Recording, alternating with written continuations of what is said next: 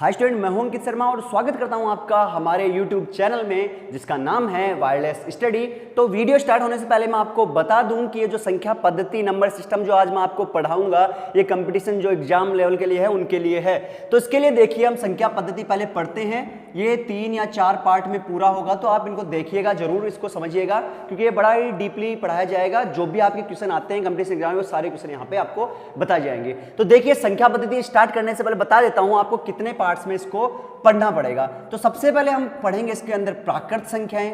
संख्या का आपको सारी जानकारी दी जाएगी, जितनी भी संख्याएं आपकी होती है सारी संख्या इसके अंदर आएंगी। अब देर मैं बात करूं पूर्ण संख्या की एंड फिर आएंगी अपनी पूर्णांक संख्याएं। पूर्णांक संख्याएं क्या होते हैं? देखिए प्राकृत संख्या जो होती है वो हमेशा 1 से स्टार्ट होती है और ऐसे करते इन्फिनिटी तक चली जाती है, अनंत तक चली जाती है, 1 से स्टार्ट होगी। पूर्ण संख्या की बात करें, पूर्ण संख्या अपनी 0 से स्टार्ट होती है और कहां तक चली जाती है? अनंत तक चली जाती है। पूर्णांक संख्याओं में माइनस भी आते हैं, प्लस का भी आता है नंबर और 0 भी रहते हैं। तो पूर्णांक संख्याओं की अगर परिभाषा भी पूछे तो ऐसे नंबर जिनमें माइनस के, प्लस के और 0 तीनों नंबर मिक्स में हो उनको क्या बोलते हैं अपन? पूर्णांक संख्याएं।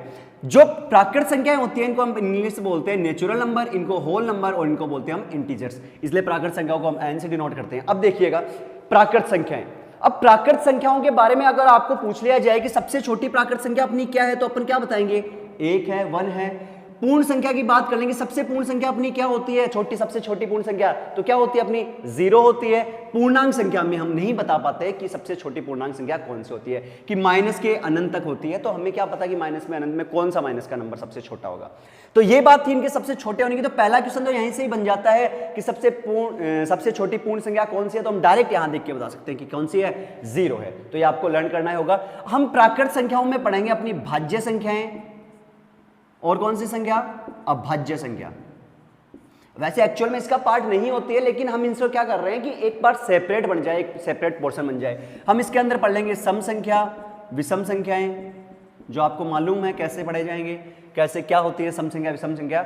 तो इसके बाद में हम पढ़ेंगे परिमेय, अपरिमेय संख्या, त्रिकोणीय संख्या। सारी संख्याओं का इसके अंदर आपके माध्यम से बताया जाएगा इस वीडियो के माध्यम से। लेकिन सबसे पहले हम स्टार्टिंग करते हैं नेचुरल नंबर से, जिसके अंदर हम भाज्य और अभाज्य संख्याएं देखते हैं। एक छोटा सा क्वेश्चन और आ जाता है आपकी एग्जाम में कि क्या सारी प्राकृत संख्याएं पूर्ण संख्याएं होती हैं?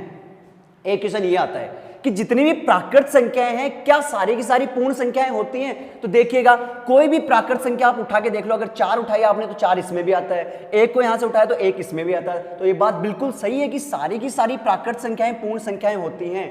क्या सारी पूर्ण संख्याएं प्राकृत संख्याएं होती है? तो ये बात गलत है, ये विलोम इसका असत्य होगा। कैसे कि पूर्ण संख्या में अपना 0 भी होता है, तो क्या 0 इसके अंदर आता है? प्राकृत संख्या में नहीं आता है। इसलिए ये बात नहीं बोल सकते कि सारी पूर्ण संख्याएं प्राकृत संख्याएं होती है। तो ये यहाँ पे क्या हो जाता है? विलोम इसका असत्य हो जाता है। या फिर मैं बात करूंगी सारी पूर्ण संख्याएं पूर्णांक संख्याएं होती हैं, लेकिन सारी पूर्णांक संख्याएं पूर्ण संख्या नहीं होती। विलोम यहाँ पे इसका क्या हो जाता है? असत्य हो जाता है। देखिएगा नेक्स्ट क्या है, इसके अंदर हम भाज्य और अभाज्य संख्याओं के बारे में पढ़ते हैं। क्या है भाज्य और अभाज्य संख्याएं? भाज्य संख्याएं और अभाज्य संख्याएं। देखिए भाज्य संख्या क्या होती है, हमें पता लग गया नेचुरल नंबर 1 से स्टार्ट होते हैं। तो 1 जो होता है हम अपना, 1 न तो होता है भाज्य और ना ही क्या होता है? अभाज्य। दोनों ही संख्या नहीं होती है। एक जो होता है ना तो भाज्य होता है और ना ही क्या होता है? अभाज्य होता है। दोनों में से कुछ भी नहीं होता है, ना तो भाज्य होगा ना अभाज्य होगा। तो भाज्य नंबर कौन से होते हैं? पहले ये बात जरूरी अपने को पता करनी होती है। अभाज्य नंबर कौन से होते हैं? इनको बोलते हैं प्राइम नंबर, इनको बोलते हैं हम कंपोजिट नंबर। देखिए अब क्या होते हैं, पहले प्राइम नंबर के बारे में आप समझ लीजिएगा। ऐसे नंबर जिनमें या तो 1 का डिवाइड जाता हो या स्वयं खुद जो अंक है उसका उसमें भाग जाता हो। किस किस का भाग जाना चाहिए? या तो खुद का या फिर किसका? 1 का। तो देखिएगा कौन कौन से नंबर होते हैं? 2, 3, 5, 7, 11 ऐसे करके हम इन्फिनिटी तक चले जाएंगे। ये अपनी होती है अभाज्य संख्या। कैसे? 2 जो है या तो 2 में खुद का ही भाग जाता है या 1 का भाग जाता है। 3 में या तो खुद का भाग जाता है या फिर किसका जाता है? 1 का भाग जाता है। ऐसे ही करके इन सब नंबरों में इन्फिनिटी तक हम चले जाएंगे। उनमें क्या होता है? या तो 1 का भाग जाएगा या फिर अपने खुद का भाग जाएगा। उनमें भाज्य संख्याएं कौन सी होंगी? जिनके अंदर 1 और स्वयं के अलावा भी किसी तीसरे नंबर का भी भाग जाता हो या चौथे का भी, कितने का भी भाग चला जाए बाद में, उसको हम क्या बोलेंगे? भाज्य संख्याएं। तो कौन सी होती है भाज्य संख्याएं? 4 से स्टार्ट हो जाती है, जो अभाज्य नहीं होती, अभाज्य में नहीं है वो अपने भाज्य में लिखते जाएंगे। 4 हो गई यहां से, फिर कौन सी होगी, 6 बन गई अपनी, 8 9 10 और इन्फिनिटी तक इसको लिख देंगे, अनंत तक इसको लिख देंगे। ये अपनी कौन सी संख्याएं हैं, भाज्य संख्याएं। तो हमेशा याद रख लीजिएगा कि क्वेश्चन ऐसे भी आ जाए कि सबसे छोटी भाज्य संख्या कौन सी होती है, तो हमेशा याद रख लीजिएगा 4 होती है। अगर अभाज्य संख्याओं की बात करें तो आप नोट्स भी बना लीजिए इनके साथ साथ में। अभाज्य संख्याओं की बात करूं मैं तो सबसे पहला क्वेश्चन अगर हम पता करें कि सबसे छोटी सम अभाज्य संख्या कौन सी है, जो सबसे छोटी सम अभाज्य संख्या, तो सम संख्या कौन सी होती है, 2 होती है। तो सबसे छोटी सम संख्या की अभाज्य संख्या तो 2 होती है। अगर मैं विषम की बात करूं, विषम संख्या की, कि सबसे छोटी अभाज्य जो विषम संख्या है वो कौन सी होती है, तो अपनी क्या होती है, 3 होती है सिंपली। तो ये बात हमेशा ध्यान रख लीजिएगा आप कि सबसे छोटी संख्या पूछे, अगर अभाज्य संख्या भी पूछी कि सबसे छोटी अभाज्य संख्या कौन सी है, तब तो 2 है। ऐसे भी पूछ लिया गया सबसे छोटी समअभाज्य संख्या कौन सी है, तब भी अपनी 2 ही है। लेकिन अगर क्वेश्चन ऐसा आ गया कि सबसे छोटी विषम अभाज्य संख्या कौन सी है, तो वो कौन सी है, 3। तो विषम संख्या से स्टार्ट हो। और एक बात हमेशा ध्यान रखिएगा कि 2 ही है इसके अंदर जो सम संख्या आ जाती है, अदरवाइज जितनी भी अभाज्य संख्याएं होती है वो अपनी क्या होती है, विषम संख्याएं होती है। ये बात हमेशा ध्यान रख लीजिए आप। तो सम और विषम का आपको पता होगा, और नहीं पता है तो इससे जस्ट अगला वाला सम हम विषम का ही पढ़ेंगे। देखिए नेक्स्ट क्या है इसके अंदर, तो ये अभाज्य संख्याओं की बात इतनी थी। तीसरी बात इसमें एक और बात ध्यान रखिए अभाज्य संख्या के लिए, क्या है कि जितनी भी अपनी अभाज्य संख्याएं हैं, ये अपनी जितनी भी अभाज्य संख्याएं हैं, इनका अगर गुणनफल करें अपन, इनको मल्टीप्लाई करें, गुणा करें सब संख्याओं को, सारी की सारी अभाज्य संख्याओं को, तो अगर मैं इनको गुणा करता जाऊं तो आप देखिए कितना आता है, अनंत तक जितने भी गुणा करेंगे तो इनका इकाई का जो अंक होगा वो कितना आएगा, तो इकाई का अंक हमेशा 0 आएगा। अब आप सोचोगे कैसे, तो अगर 2 को मैं 5 से गुणा करूं तो अपना आंसर आता है 10। अगर मैं डायरेक्ट एक बार 2 को 5 से गुणा करूं तो 10 आता है। अब 10 को किसी भी डिजिट से आप गुणा करते जाओ, किसी भी अंक से गुणा करते जाओ, लास्ट का अंक क्या बचेगा, अपना 0 बचेगा। तो हमने डायरेक्ट पता लगा लिया कि जितनी भी अभाज्य संख्याएं हैं अपनी, उन सबको अगर गुणा करेंगे तो हमेशा जो इकाई का अंक होगा वो क्या आएगा, 0 आएगा। ये थी सब अभाज्य संख्याओं के लिए बात। अगर सिर्फ विषम अभाज्य संख्याओं की बात आती कि विषम अभाज्य संख्याओं को गुणा करें सारी को, तो कितना आएगा, तो इसमें से सम हटा देते हैं एक बार, क्या बन गए अपने 3 5 7 11 11 हो गया, 13 हो गया, ऐसे करके अनंत तक चले गए। तो ये अपनी अब विषम अभाज्य संख्याएं बच गई। अब बोला इनको गुणा करके क्या आएगा, तो इनका गुणा करके देख लेते हैं। अपन 3 को पहले 5 से गुणा करते तो 15 आता है। अब एक बात हमेशा याद रख लीजिए, 5 को अब किसी भी विषम संख्या से गुणा करते जाओ, लास्ट का जो अंक आएगा, लास्ट का जो डिजिट आएगा, जो अपनी वंश डिजिट जो इकाई का अंक बोलते हैं, वो हमेशा क्या आएगा, 5 ही आएगा। चाहे 5 को अब किससे 5 से गुणा करते तो 25, लास्ट का अंक 5 आता है। 5 को 7 से गुणा कर लो, लास्ट का अंक कितना आएगा, 35 से 5 ही निकल के आएगा। तो हमेशा ध्यान रखिएगा कि जितने भी वो जो विषम संख्याओं की बात करेंगे अपन, जितनी भी अभाज्य संख्याओं को अपन विषम को गुणा करना पड़ेगा, सारी संख्याओं को, तो हमेशा क्या आएगा, लास्ट का जो है इकाई का अंक वो कितना आएगा, अपना 5 आएगा। तो ये बात आप ध्यान रखिएगा। इसके अंदर एक बात और आपको याद रखने वाली है कि जितनी भी अपनी अभाज्य संख्याएं होती हैं 2 और 3 को छोड़ के, वो हमेशा 6 के ±1 में रहती हैं। 6 के गुणनखंड से या तो एक ज्यादा होती है या एक कम होती है।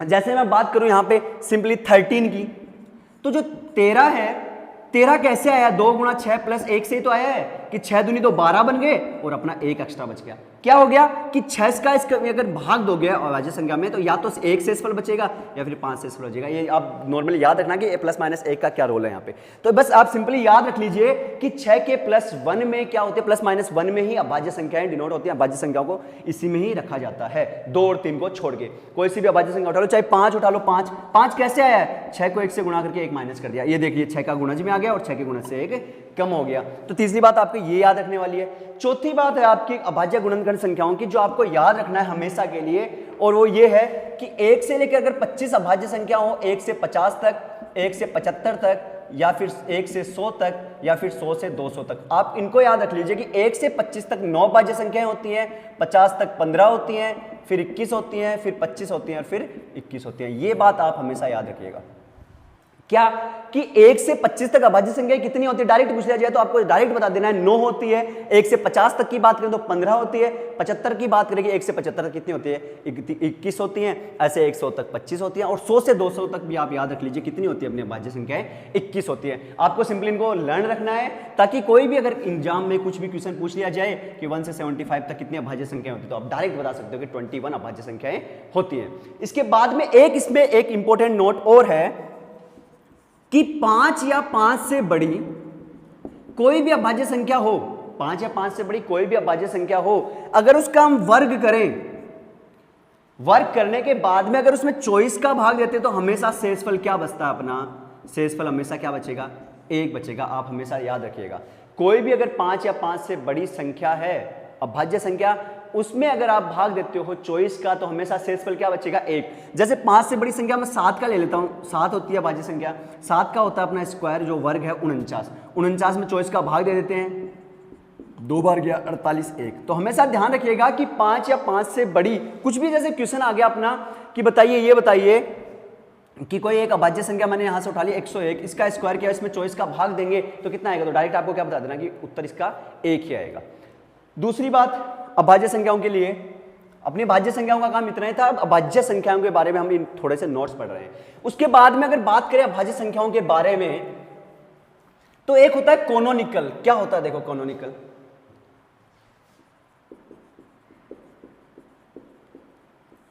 यह बोलता है कि कोई भी भाज्य संख्या को अभाज्य संख्या के रूप में गुणनफल में लिखना ही क्या बनता है अपना, कोनोनिकल कहलाता है, कैनोनिकल कहलाता है। देखिए कैसे, जैसे सिंपली एक बार मैं बात करता हूं चॉइस की। एक मैंने यहां पे नंबर ले लिया चॉइस, देखिएगा आप चॉइस है, चॉइस में किस किस का भाग जाता है तो शुरू से स्टार्ट करते हैं अपन। 1 का भाग जाता है, 2 का भाग जाता है, इसमें 3 का भी भाग जाता है, 4 का भाग जाता है, इसमें 6 का भाग जाता है, 8 का जाता है, 12 का जाता है और खुद चॉइस का भाग जाता है इसके अंदर। तो ये इसके क्या है, फैक्टर है, जिसको हम क्या बोलते हैं, गुणनखंड। इसके क्या है, गुणनखंड है, फैक्टर है। क्या थे कि इसके अंदर बोला है कि कितने का भाग जाता है, तो इनका 1 से स्टार्ट किया, 1 का भाग जाता है, 2 का जाता है, 3 का जाता है, 4 का जाता है, 6 का, 8 का, 12 का और चॉइस का, ये गुणनखंड है। अब देखिए क्वेश्चन कैसे आता है इनके अंदर। जैसे मान लीजिए चॉइस के लिए क्वेश्चन आ गया कि संख्या चॉइस में पहला क्वेश्चन है सर्व संभव गुणनखंड। पहला क्वेश्चन तो ये आ गया कि संख्या। दूसरा क्वेश्चन अगर इसमें आ गया सर्वसंभव सम गुणनखंडों की संख्या, ठीक है। थर्ड क्वेश्चन आ गया सर्वसंभव विषम गुणनखंडों की संख्या। अब ये क्या है, इनको काउंट करना, इनको क्या करना, अपने को गिनना ही क्या है, सर्वसंभवों की संख्या है। जैसे मान लीजिए चॉइस आ गया, आप निकालने नहीं बैठोगे कि इसमें इतने का भाग जाता है। मान लीजिए 180 आ गया, 360 आ गया, तो अपने निकालने थोड़ी बैठेंगे किस किस का भाग जाता है। उसके लिए इसके लिए शॉर्ट ट्रिक होती है। तो देखिए क्या शॉर्ट ट्रिक होती है, एक बार चॉइस के लिए मैं सिंपली बता रहा हूं। ये इसके गुणनखंड होते हैं। तो यहां पे देखिए 1 2 3 4 5 6 7 8 की 8 ऐसी संख्याएं हैं जिनका भाग चॉइस में जाता है। लेकिन ऐसे मान लीजिए 180 आ जाए, 360 है, कितना भी बड़ा नंबर आ जाए, उनके लिए हम कैसे पता करें, तो सिंपली मैं चॉइस के लिए बता देता हूं, आप वही रूल उनके लिए लगा देना। क्या होता है देखिए, आप अगर चॉइस के गुणनखंड करेंगे, 2 का भाग जाएगा 12 बार, 2 का भाग जाएगा 6 बार, 2 का भाग जाएगा 3 बार, 3 का भाग जाएगा 1 बार। तो अपना सिंपली क्या आएगा, 2 की पावर 3 आएगी और 3 की पावर 1 आएगी, ठीक है। ये आएगा इससे। अब देखते हैं इसके अंदर अपना आया ये अभाज्य गुणनखंड करके, अपने कोनोनिकल में इसमें वो चेंज कर दिया है। अब देखिएगा पहला क्वेश्चन क्या पूछा, सर्वसंभव गुणनखंडों की संख्या, ऑल पॉसिबल फैक्टर्स, कि कितने इसके फैक्टर बनते। तो अपने ऐसे तो निकाल दे कि 1 2 3 4 5 6 7 8 बनेंगे, लेकिन निकालते कैसे, देखिए जो इनकी पावर होती है, जो इनकी घात होती है, 3 आई, 3 में इसको जस्ट प्लस 1 करो गुणा, यहां इसकी घात 1 आई, 1 में फिर 2 को गुणा, सॉरी 1 को 1 में जोड़ दो वापिस से, क्या करना है आपको, इनकी जो घात आती है उन घात में एक एक जोड़ देना है। इसकी भी एक घात थी, इसमें एक को जोड़ दिया, गुणा कर देते हैं। ये बन गए अपने 4 और ये बन गए अपने 2, 4 दूनी कितने बनते हैं, 8 बनते हैं। तो डायरेक्ट आपको कैसे करना है, ऐसे करके इसके अभाज्य गुणनखंड नहीं निकालने हैं, सर्वसंभव गुणनखंड आपको क्या करना है, पहले उसके गुणनखंड निकाल देने हैं। जैसे ही गुणनखंड यहां पे आ जाएंगे उसके बाद में आपको क्या करना है, सिंपली यहां पे जाके आपको क्या कर देना है, उनकी घातों में एक प्लस कर देना है। उसके बाद में अगर बात आए सर्वसंभव सम गुणनखंडों की संख्या, अब सम गुणनखंड क्या होते हैं कि कितने नंबर सम है इसके अंदर वो बताइए, उनकी संख्या पूछी है कि कितने सम इसमें गुणनखंड आते हैं। तो उसके लिए क्या करते हैं, हमेशा ध्यान रखिएगा, जो 2 की घात रहती है उसको तो सेम ही रखते हैं, 2 की घात को तो अपनों को सेम ही रखना है, गुणा अब बाकी जो बच गए अपने दूसरे जो गुणनखंड है उनकी पावर में एक एक जोड़ते जाओ, उनकी घात में एक एक जोड़ते जाओ। 3 की घात यहां पे 1 थी तो 1 में 1 जोड़ दो, तो कितने बन गए, ये तो बन गए 3 गुणा ये बन गए 2, तो 3 दूनी अपने कितने बन गए 6। तो इसमें कितने हैं सम गुणनखंड, अपने 6 हैं। देख लीजिए चाहे काउंट करके, ये रहा 1 2 3 4 5 6, ये अपने सर्वसम गुणनखंड कितने हो गए, सर्वसंभव गुणनखंड 6 हो गए। बात करें विषम के लिए, विषम के लिए बात करते हैं कि विषम इसमें कैसे फाइंड आउट करें। तो विषम अपने 1 और 3 2 ही है, तो इसमें देखिए कैसे इसको निकालें। तो सर्वसंभव विषम गुणनखंड की बात करें तो आपको क्या करना है, 2 की पावर को तो लेना है ही नहीं, आपको सिंपली जो बाकी बच गए उनकी पावर को लेना है। तो अपनी 3 की पावर 1 बची है, तो 3 की पावर 1 बची है, उसमें 1 जोड़ दो, तो 1 और 1 कितने बचते हैं अपने 2 बचते हैं, अपने आंसर आ गए 2। तो आपको क्या करना है, अगर आपको सर्वसंभव गुणनखंडों की संख्या पूछी है तब तो सबकी पावर में 1 1 जोड़ दो और गुणा कर दो।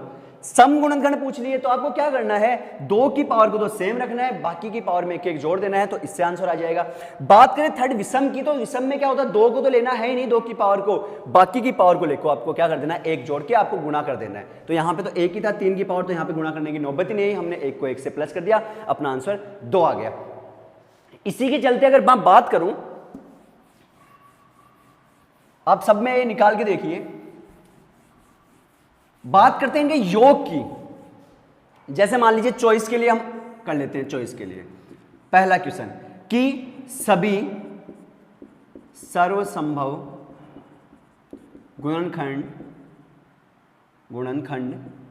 खंडों का योग की बात करते हैं। उसके बाद में हम करते हैं सम सर्वसंभव गुणनखंडों का योग, उसके बाद में आप बात करते हैं विषम सर्वसंभव गुणनखंडों का योग। ये बात अपन करते हैं, इसके अंदर देखिएगा कैसे। अब की बार योग की बात करते हैं कि ये जितने हैं, जितने इसके गुणनखंड आते हैं सर्वसंभव, इनको प्लस करके कितना है, संख्या नहीं पता करनी है, अपने को प्लस करके बताना है कि प्लस करके कितना है। तो ये भी क्वेश्चन आ सकते हैं अपना। तो देखिए कैसे निकालेंगे, जैसे चॉइस है तो चॉइस में अपने अभी निकाला था, कितना होता है चॉइस, 2 की पावर 3 और 3 की पावर 1 होता है। तो चॉइस के लिए हमें पता लग गया कि 2 की पावर 3 की पावर 1 है। तो अब देखिए पहला जो इसका क्वेश्चन है, योग कैसे निकालेंगे, इनको सबको प्लस करके कितना है। तो आपको सिंपली क्या करना है, जो इसकी पावर दे रखी है 0 से स्टार्ट करके लानी है, 0 से स्टार्ट कर दो, प्लस फिर 2 लगा दो, 3 कर दिया, और यहां इसकी पावर को भी 0 से स्टार्ट कर दो और दोनों को मल्टीप्लाई करना है। तो देखिए कितना आता है, 2 की पावर 0 1 बन गई, ये 2 बन गए, ये 4 बन गए, ये 8 बन गए, उधर की साइड क्या बन गया 1 + 3 बन गया।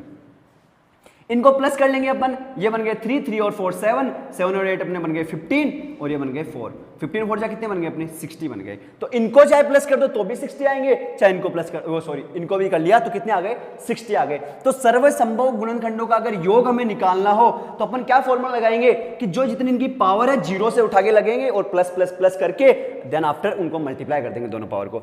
अगर बात करूं मैं सम की, तो आपको सम में पिछली बार संख्या निकालने के लिए क्या बताया था, बस वही थोड़ा सा इसके अंदर होगा। क्या होगा, 2 की पावर 0 से नहीं उठा के लाएंगे अपन, 2 की पावर 1 से ही लेंगे इसको। 2 की पावर 1 लेंगे, 2 की पावर 2 लेंगे, 2 की पावर 3 लेंगे, 3 की पावर तो 0 से ही उठाएंगे। जैसे उसके अंदर किया था हमने, क्या किया था 2 की पावर में से एक कम नहीं किया था, सेम रखी थी।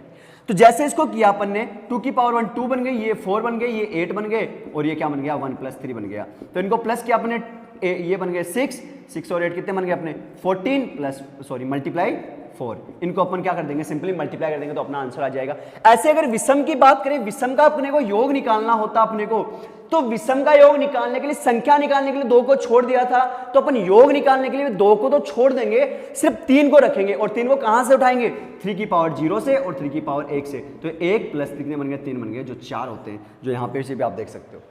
तो बस सिंपली अगर योग पूछ लिया जाए तो आपको क्या करना है, आपको इनको योग के रूप में भी निकाल देना है। तो इसके बारे में, आज के बारे में अभाज्य गुणनखंड के बारे में इतना ही बताऊंगा। कल हम बात करेंगे सम और विषम संख्याओं के कुछ क्वेश्चन के बारे में। आज के लिए इतना ही। आपको धन्यवाद।